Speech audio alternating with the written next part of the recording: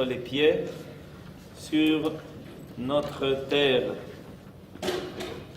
Vayomer Adonai el Avram, Lech lecha me'artzecha u'mimolatecha u'mibet avicha el haaretz asher areka.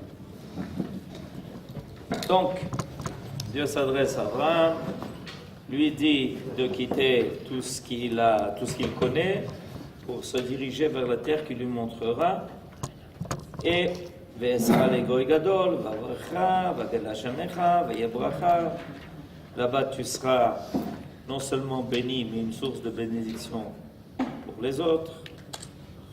Et ce qui est intéressant, c'est que notre ancêtre Abraham se met en route. Vayelech Abraham, כאשר דיבר אליו אדוני, וילך איתו לוט, ואברהם בן 5 שנים ו70 שנה בצאתו מחרן. Et on nous précise qu'Abraham avait 75 ans quand il est sorti de Haran. Comme quoi, 75 ans, pour ceux qui pensaient que c'était un peu âgé, se trompent largement. Merci. 75 ans, on peut se mettre en route. Et non seulement on se met en route, mais on prend avec soi tous ceux qui sont prêts à nous suivre. Donc, c'est bien la paracha de Lech Lecha. Et ils arrivent finalement, Vayavou Arza Kenan. Fin du verset 5. Ils finissent donc par arriver au pays de Canaan. Nous dit le Rav Munk, Abraham ne vint pas au monde dans la terre d'Eretz Israël. Quelque chose d'intéressant. Dans toute cette histoire où on comprend qu'Akadosh Baruch Hu est en train de poser les jalons de l'histoire d'Israël, qui va être un chemin pas court du tout, il va être très long, d'ailleurs on n'a toujours pas fini, donc quand même, il s'avère qu'Akadosh Baruch Hu aurait pu peut-être simplifier tout ça s'il avait fait naître Abraham dans le pays d'Eretz Israël.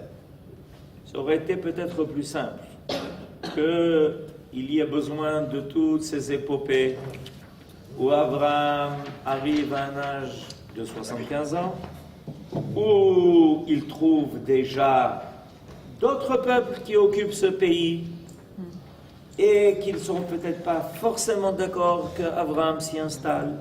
Ça peut arriver des choses pareilles, que le peuple d'Israël arrive dans un pays où il y en a déjà d'autres qui disent mais ça ne vous appartient pas et il n'est pas question de vous y laisser.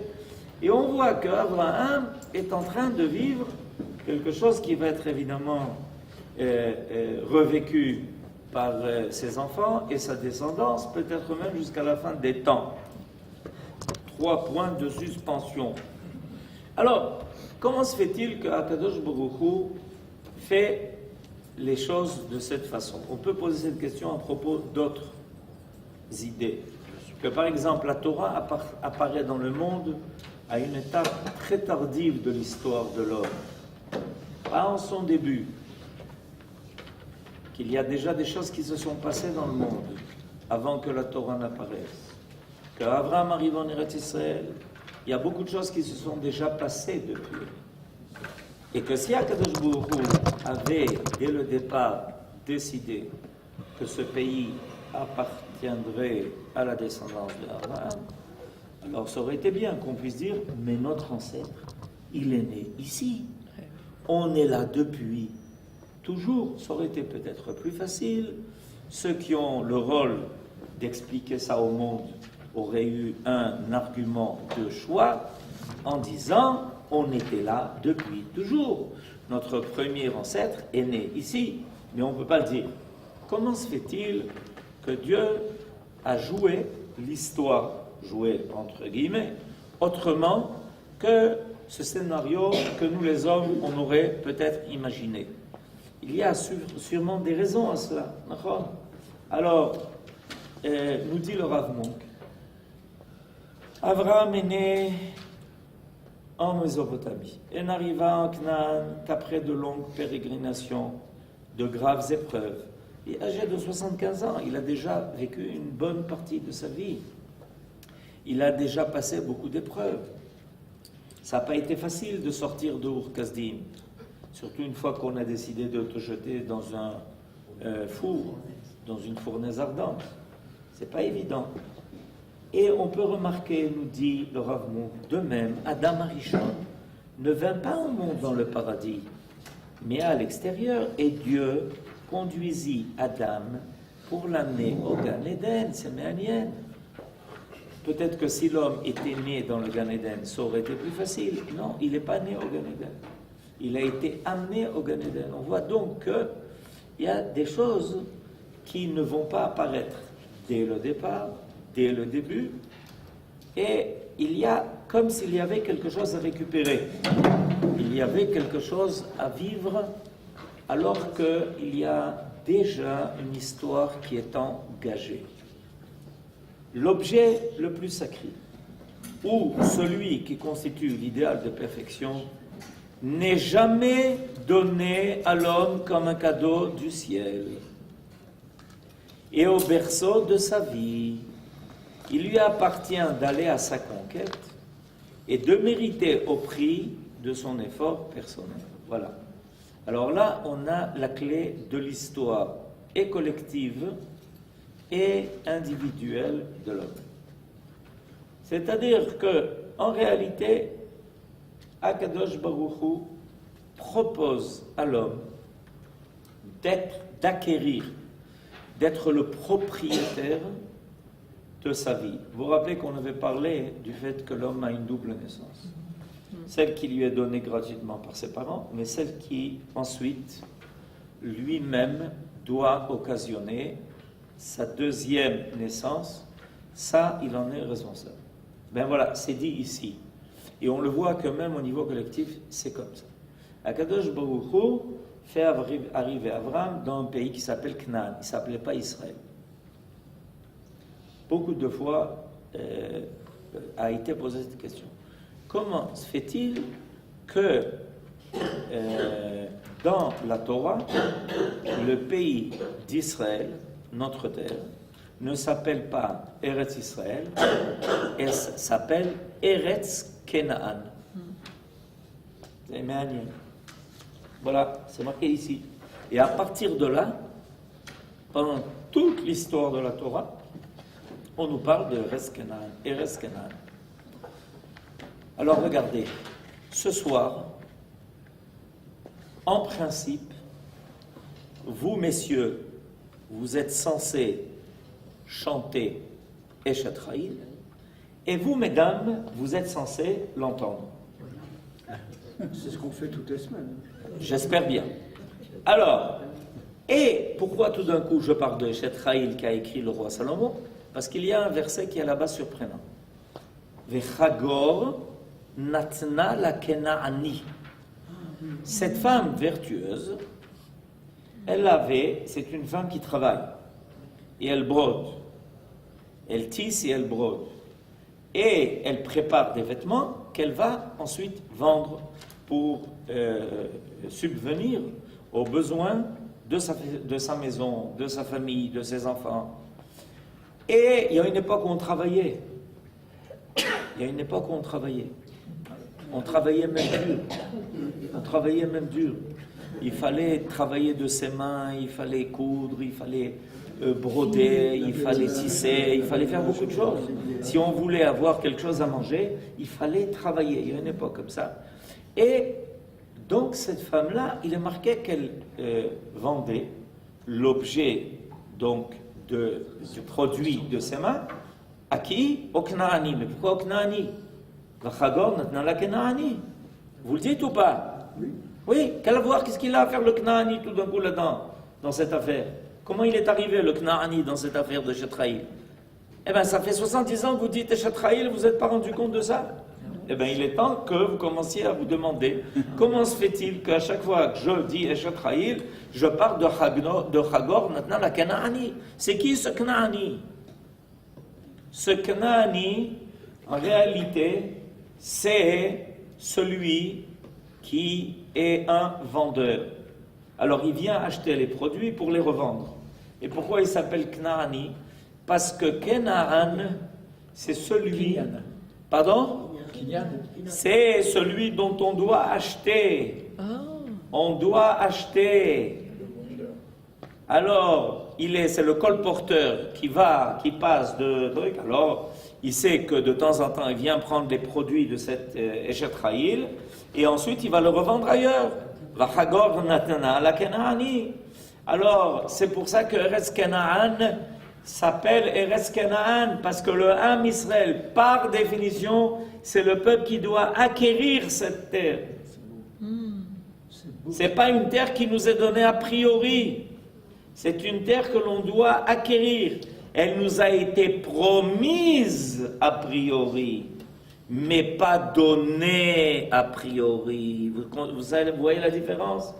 Akadosh Baruch Hu, déjà dans le monde Bereshit, nous a dit que viendra le temps où cette terre nous appartiendra.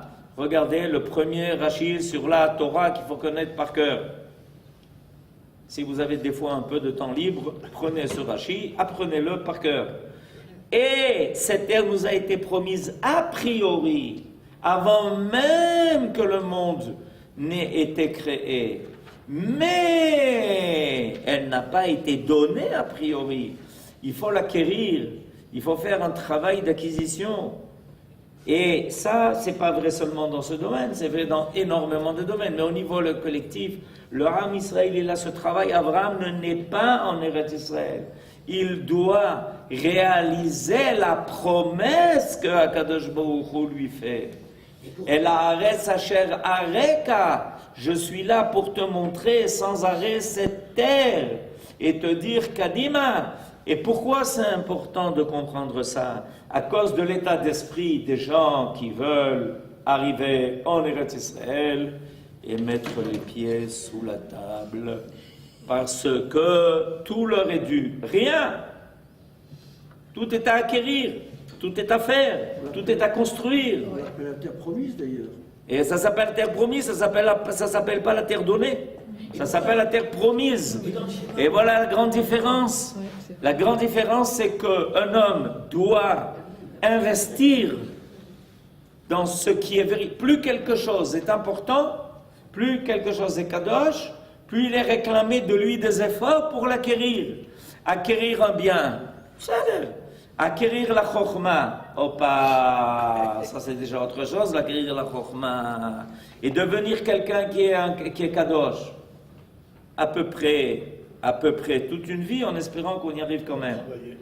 Ma'akara, c'est caché meod, tzarich la'avot, tzarich la'amol, il faut faire beaucoup d'efforts. Oui, docteur. Dans le schéma, on dit Eret Asher Natan, et pas dit Martia. Au niveau de Akadosh Baruch Hu, c'est donné. Ah voilà. Mais au niveau de l'homme, c'est à acquérir. Baruch qu'à la fin, ça se réalisera. Parce qu'au niveau de l'homme, au niveau de Akadosh Baruch Hu, c'est donné, c'est clair. C'est comme quelqu'un, vous savez, il naît. C'est-à-dire, Mazal Tov, on lui fait l'anniversaire. Depuis quand Akadosh Baruch Hu, il a décidé de faire naître ce monsieur? Le jour de sa naissance. Mais pas du tout. Mais pas du tout. J'espère que vous ne croyez pas à ça. Que Akadosh Baruch Hu a décidé de faire naître quelqu'un le jour de sa naissance. Akadosh Baruch Hu, il a décidé de faire naître cette personne avant la création du monde. À telle année, tel jour, telle date, telle heure, telle seconde, à tel endroit, avant la création du monde. Croyez que le jour où quelqu'un est né, c'est le jour où Akadosh Baruch Hu, il a décidé de le faire naître. Yom Holadet. Makara, Yom Holadet les paroles, mais pas Yom Holadet Chas v'Shalom par Akadosh Baruch Hu. Par Akadosh Baruch Hu, la naissance de quelqu'un à tel moment, à tel endroit, en tel lieu, etc. Tout ça, c'est avant la création du monde, ça a été décidé par Akadosh Baruch Hu. Parce que quand Akadosh Baruch Hu, il a mis en place le programme de l'histoire de son monde, il fallait bien qu'il sache que dans son monde, à tel moment, il y aurait telle personne qui va changer l'histoire du monde. Vous voulez des exemples de gens qui ont changé l'histoire du monde? Alors ça n'a pas été prévu par Akadosh Baruch Hu qu'un homme naisse à tel moment, à tel endroit, à tel lieu pour faire telle chose. Et alors c'est quoi? C'est Tohu Vabohu. Donc il est clair que vous avez raison. Akadosh Baruch Hu a donné Eretz Israël à Abraham et à sa descendance. Maintenant, Abraham et sa descendance, Kadima, au travail. Regardez le deuxième paragraphe du Rav Munk. Abraham s'avança dans le pays jusqu'au territoire de Shrem. D'accord? C'est marqué. C'est le dernier verset qui est cité ici. Vaya'avor Avraham ba'aretz ad mekom Shrem ad Elon More ve'akenaani az ba'aretz. En dehors de l'explication de Rashi pour la désignation de Shrem dans notre verset, les deux autres motifs suivants ont été indiqués. Qu'est-ce que Avraham va chercher à Shrem? À Shrem. Imaginez-vous un juif qui aujourd'hui va à Shrem. Qu'est-ce que vous en pensez? Ben, c'était la même chose. Ce qu'Abraham il a fait, c'est ça. C'est ça. Imaginez-vous, mais c'est ce qu'il a fait. Est-ce que vous croyez qu'à cette époque, Shrem, il était habité par des gens qui l'ont accueilli avec un tapis rouge? Ils lui ont dit, Baruch haba, chava. C'est comme ça que vous croyez que c'était à l'époque? Non, ça n'a pas changé. Ok? Nachmanide met l'accent sur le fait que tout ce qui arriva au patriarche, au Avot, est un signe pour les enfants. Maaseh Avot, Siman Lebanim. Ainsi, les pérégrinations d'Abraham en Canaan tracent la voie à la conquête de la terre promise. Mais à quelle époque elle va être conquise? À l'époque de Yoshua. Combien de temps s'est écoulé entre Yehoshua et Abraham Avinu? 500 ans. Imaginez-vous. Entre Abraham et Yoshua, 5 siècles. Comprends pas, Kadosh Baruch Hu, tu fais venir Abraham, tu lui promets Eretz Israël, et Abraham dit, et c'est pour quand? Il lui dit, dans 5 siècles. Comment dans 5 siècles? Dans 5 siècles. Chavod, Kadima, Mani Ose, Tatrila Avod. Si tu maintenant commences à vivre l'histoire telle qu'il le faut, tes ancêtres, tes descendants, dans 5 siècles, pourront dire, ah, grâce à nos ancêtres, la promesse est réalisée. Mais Yoshua, il n'arrive pas en Eretz Canaan en disant, Shalom, je suis arrivé. Parce que les gens qui l'attendent en Canaan à l'époque de Yoshua, c'est des gens qui ne lui disent pas du tout Shalom. Pas du tout. Alors là, pas du tout.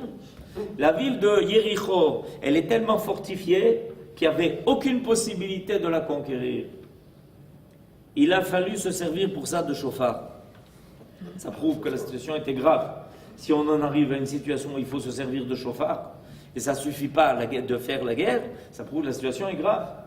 Parce qu'il faut implorer, il faut réclamer quelque chose de divin pour essayer d'arriver à faire tomber les murailles de Yéricho. Vous comprenez ce que ça veut dire? Et bien voilà. Alors, Maaseh Avot Siman Lebanim, mais Abraham s'installa d'abord à Shrem, avant d'avoir reçu la promesse divine concernant le don du pays. Shrem fut également conquise par Shimon et Lévi, fils de Yaakov, avant la prise de Canaan. Par ailleurs, la plaine de Éloné, Moré, où se trouvait Shrem, fut le premier lieu rencontré par les Béné Israël après leur traversée du Yarden pour se livrer à la conquête de Canaan, comme il résulte du texte qu'il va trouver dans Dvarim. C'est à cet endroit que la bénédiction fut donnée à Israël après avoir franchi le Yarden. Ce fut donc au cœur même de la population la plus décadente et la plus vicieuse de son siècle qu'Abraham fut appelé à planter l'étendard de sa émouna, laisser tomber la religion, et à faire triompher son idéal de pureté morale et de sainteté. D'ailleurs, où est-ce qu'il va? À l'endroit le plus difficile. Lama, qui tzarich latri la'avod. Il faut commencer à le Si je veux qu'un jour, ceux qui auront le rôle de conquérir Shrem aient la force de le faire, une des choses qui leur donnera la force, c'est Mais notre ancêtre était déjà là. On est sur les traces. On est sur les traces de nos ancêtres. Alors, on peut y aller. Nos ancêtres nous ont déjà donné cette force-là, cette capacité, cette foi, cette volonté. Ils ont fait confiance à Akadosh Baruch Hu. Si Abraham tout seul arrive en Eretz Israël, tout seul va à Shrem, tout seul va à Elon Moreh, nous qui arrivons avec un peuple entier, Kal vachomer, à plus forte raison, qu'on a la possibilité, la force de pouvoir le faire. Donc, Béné Israël, courage, Maaseh Avot, Siman Levanim. Vous comprenez? Et c'est pour ça que le Ham Israël, quand il se présente en Eretz Israël, il est obligé de se présenter avec la Bible. Parce que s'il ne se présente pas avec la Bible, il ne va pas sur les traces de ses ancêtres. C'est comme s'il devait tout recommencer depuis Éphèse, depuis le début. C'est difficile de tout commencer depuis le début. Mais si on arrive avec la Bible en main, et qu'on dit « Ya Habibi, vous ne voulez pas nous laisser rentrer ?» On rentre quand même. Pourquoi? Abraham, Yitzhak, Yaakov, Moshe, David, on est là. Ils sont là, ils sont avec nous. Le passé est au présent. On est obligé de venir ici avec la Bible, avec ce que nos ancêtres ont fait. Et s'ils ont été capables de le faire alors qu'ils étaient tout seuls, Kalwa Homer, quand on vient ici, le peuple tout entier, avec des générations, et tous les mérites que le peuple d'Israël a accumulés pendant les générations, et tout ce qu'on a déjà vécu ici, mais de quoi avoir crainte? Makara. Ah, si tu penses que tu es le premier à débarquer, que tu arrives seulement pour la première fois, etc., alors tu as des hésitations, parce que tu penses que tu es le premier. Et il y a des gens qui vivent ça, comme si on arrivait pour la première fois à Hebron. Mais à Hebron, il y a Abraham, Yitzhak et Yaakov, enfin, tu crois qu'ils ne prient pas pour toi? Tu crois qu'ils n'étaient pas là? Makara, à Shrem, il y a Yosef, à Tzadik. À Bethléem, il y a Rachel Imenu. C'est demain le Yom Haptira de Rachel Imenu. Elle est là-bas, elle t'attend. Makoré. On va à Yom, mais demain, le Yud Aleph Becheshvan, c'est demain, c'est Shabbat. C'est le Yom Tirat Rachel Imenu. C'est Aïnian. C'est pour ça que c'est important de le savoir. Maintenant, de notre côté, si tu veux ne faire aucun effort, et si tu veux que tout te soit donné à l'avance, Bijulma Batala Olam, à quoi ça sert d'être venu au monde? Quel, David? Et pourquoi on a enterré Yosef Hatzadik à Shrem? C'est le lieu le plus pernicieux. Parce que dans les endroits tels que Shrem, il faut quelqu'un d'aussi tzaddik que Yosef. C'est le principe. Plus il y a des problèmes, plus il faut des gens tzaddikim. Voilà, c'est comme ça que ça marche. L'idée fondamentale est que Akadosh Baruch Hu, par exemple, fait rencontrer le Ham Israël avec les peuplades les plus terribles, les Égyptiens et les Canaanim. Pourquoi? Parce que c'est les deux grands problèmes du monde. Les deux grands problèmes du monde, c'est le Pharaon et les Canaanim. Alors Akadosh Baruch Hu leur dit, bon, écoutez, pour s'occuper de gens pareils, qui il faut? Il faut des gens moyens pour traiter les petits problèmes. Des gens moyens pour traiter les grands problèmes. Il faut des gens qui se dépassent. Il faut des gens qui soient du niveau de Yosef Hatzadik. Et c'est pas par hasard que Yosef Hatzadik il est là-bas, parce qu'on savait que ça va être un des endroits les plus difficiles. Et depuis toujours, à Shrem, on n'a jamais vécu des choses faciles. Lisez la Bible, on n'a jamais vécu des choses faciles là-bas. C'est un endroit problématique. Alors, à Kadosh Baruch Hu, Kadima, Yosef, Beshrem. Et Hebron, c'est un endroit facile. Et qui a Kadosh Baruch Hu, il a mis là-bas? Abraham, Yitzhak et Yaakov. À chaque fois que quelqu'un va à Hebron et qui revient de Hebron, regardez le héros, il était à Hebron. Il est allé chez Abraham, Yitzhak et Yaakov. C'est pas un endroit facile. Et c'est pour ça que, évidemment, Akadosh Baruch Hu met là-bas des gens qui sont capables. Pourquoi le Akadosh Baruch Hu il met au Moyen-Orient, le peuple d'Israël. Pourquoi? Parce que l'homme Israël est à la hauteur de cette tâche. Qui tu veux mettre ici? Des Suisses? Et quoi? Des gens au chocolat? Des gens qui sont neutres? Pas ramasser le chocolat et l'argent, qu'est-ce qu'ils font? Qu'est-ce qu'ils ont fait? Makara. C'est qui tu veux mettre? Barour que tu dois mettre des gens qui soient capables, et au niveau moral, et au niveau spirituel, et même au niveau physique. Am Israël, Am Shel Giborim. Depuis toujours. Le fait que pendant 2000 ans, ça a été mis en veilleuse en exil, ça, c'est le problème de l'exil. Mais en réalité, c'est pas le Am Israël. Quand tu lis la Bible, tu vois que des Giborim. Vous connaissez quelqu'un qui n'est pas Gibor dans la Bible, vous me le dites. Qui n'est pas Gibor? Abraham, c'est un Gibor, Yitzhak, c'est un Gibor, Yaakov, c'est un Gibor. Les enfants de Yaakov, c'est pas des Giborim, c'est des super Giborim. Moshe Rabbeinu, c'est un Gibor, Yehoshua, c'est un Gibor. Ensuite, à l'époque des juges, ils sont tous des Giborim. Tous. Qui n'est pas Gibor? Shaoul, c'est pas un Gibor. David, c'est pas un Gibor. Tout le monde, toutes les grandes figures de la Bible, ce sont des Giborim, ce sont des gens extraordinaires, des forces qu'on n'imagine même pas. Et les femmes aussi d'ailleurs. Sarah, qu'est-ce qu'elle dit à Abraham? Tu sais, Ishmaël, Agar, Ishmaël, Yalla, Chutza. Ma Chutza. Garesh et Amazot vet bena. Sarah, elle est chazaka meod. Rivka, pareil. Yaakov, pareil. Et Rachel Véléa, pareil. Toutes les femmes sont des femmes extraordinaires. Elles font des choses extraordinaires. C'est un niveau qui dépasse de loin ce que l'on connaît, même dans les niveaux les plus élevés de la capacité d'être un homme. De loin. Tu as déjà vu quelqu'un qui donne à boire à 10 chameaux, toi? Comme Rivka Imenu. Quelqu'un donne un verre d'eau à l'autre, il est épuisé. Il a donné un verre d'eau. Il doit se reposer. Rivka Imenu, elle donne à boire à 10 chameaux. Mais enfin, vous réalisez, les gens ils te disent je suis épuisé, je vais été faire les courses.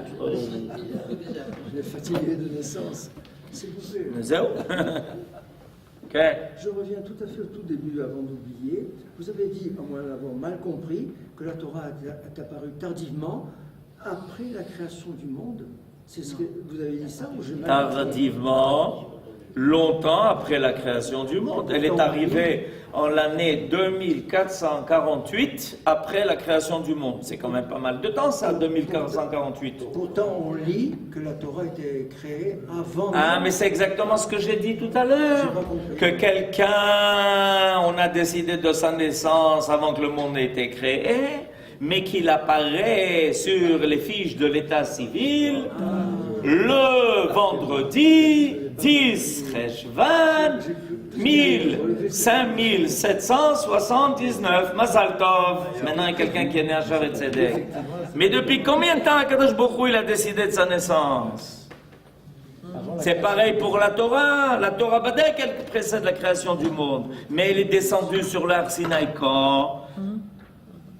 Elle est descendue quand les Bnei Israël sont sortis d'Égypte. Makara, parce que la Torah doit conquérir l'esprit des hommes. Et les hommes doivent partir à la recherche de la Torah. Ce n'est pas quelque chose qui t'est donné en naissant. Si la Torah avait été donnée au moment de la création du monde, tous les hommes dans le monde seraient nés avec la Torah déjà. Parce que qu'est-ce qu'il y aurait eu d'autre? Rien d'autre. Akadosh Baruch Hu, il a laissé occuper l'espace du monde par beaucoup de choses.